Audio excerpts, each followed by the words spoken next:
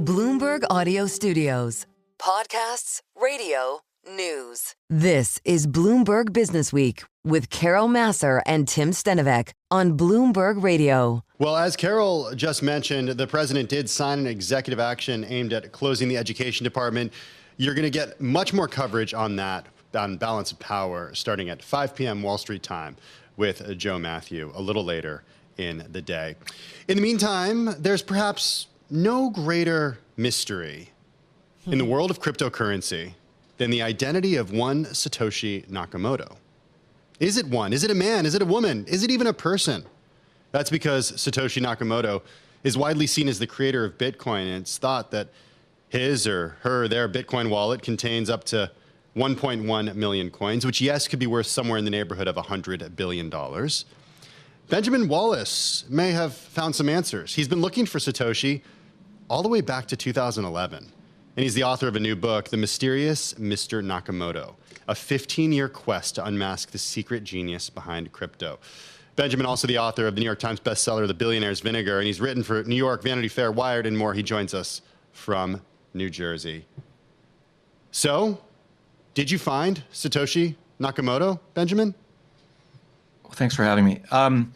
Did I find Satoshi? I found many Satoshis. I don't land on a mathematical proof of a single name that you can point to, but I explore a lot of candidates very thoroughly, and I think you finish the book able to draw your own conclusions. And I look at the group possibility. I look at the possibility that it came out of the NSA. I look at the possibility that it could be, you know, an old sort of cryptographer from the 90s or someone much newer on the scene who no one's ever heard of.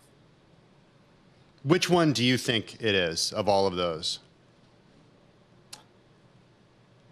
This is going to be unsatisfying, but I really there's a few maybe favored theories, and okay. One of them is a beloved, no longer with us, cypherpunk, as they called them, named Hal Finney, who was the very first person to transact with Satoshi Nakamoto on the Bitcoin network.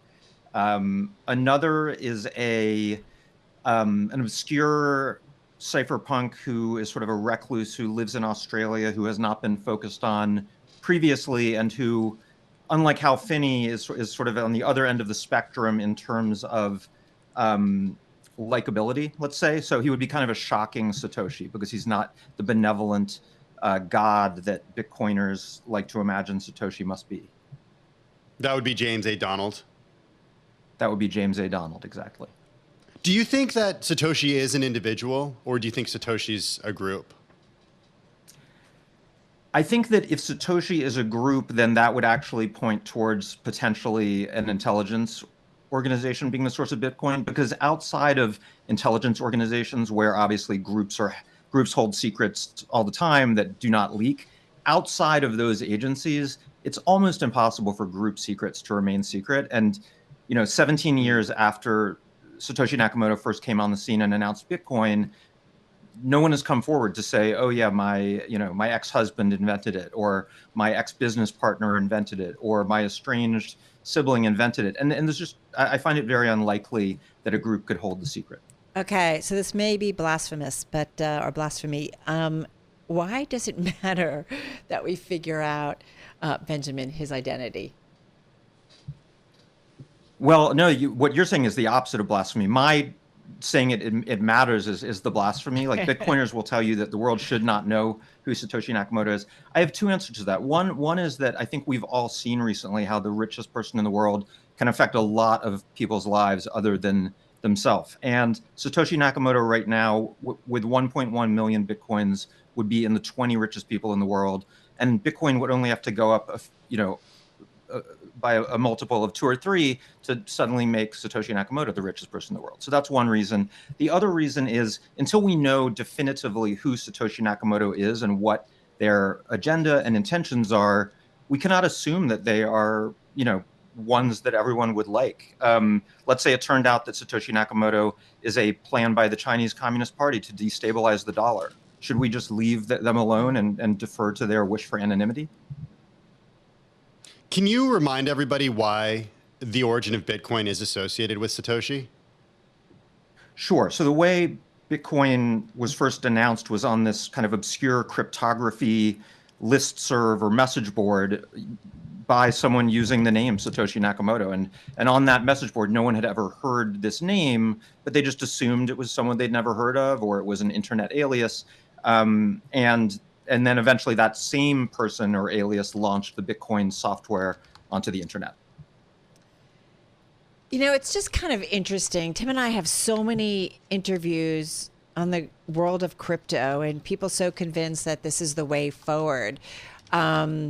And yet there's just so many questions. And I think part of the mystique, right, of digital currencies is that there is this mystique that we don't necessarily who started it. And, you know, it's kind of outside the traditional financial infrastructure. How do you see, you know, since you started writing in Wired, your first feature on Bitcoin, 2011, many years ago now at this point, how do you think about the digital world, the digital currency world today? Sure. Well, first, I would also say the anonymity or pseudonymity and unknownness of Satoshi, I think, has been an incredible marketing coup for Bitcoin because it's very on brand. The whole idea that Bitcoin has no leader fits perfectly with the idea that we don't know who the leader is. The crypto world in general and the digital currency world in general today, I think of as quite far removed from where it started. I mean, it began as a sort of libertarian friendly project just with Bitcoin. Now there are something like according to Coinbase, over 11,000 different cryptocurrencies. Obviously, crypto broadly has a fairly checkered reputation because of all the scamminess over the years with some of the, especially the non-Bitcoin cryptocurrencies. But I continue to think it's an extremely fascinating and promising technology that may just not have found its killer use case yet. I mean, AI started in the 1950s. For decades, people assumed since nothing has happened with it yet, nothing is going to happen with it that is consequential. And obviously, we now know AI is extremely consequential. And I think it's entirely possible something similar could happen with Bitcoin and crypto. All right, we unfortunately have to leave it there. But Benjamin, we hope you'll come back real soon so that we can continue this conversation because it's really a fascinating one and your take on it in particular. Benjamin Wallace, thank you. His new book is The Mysterious Mr. Nakamoto, a 15-year quest to unmask the secret genius behind crypto, joining us there in New Jersey.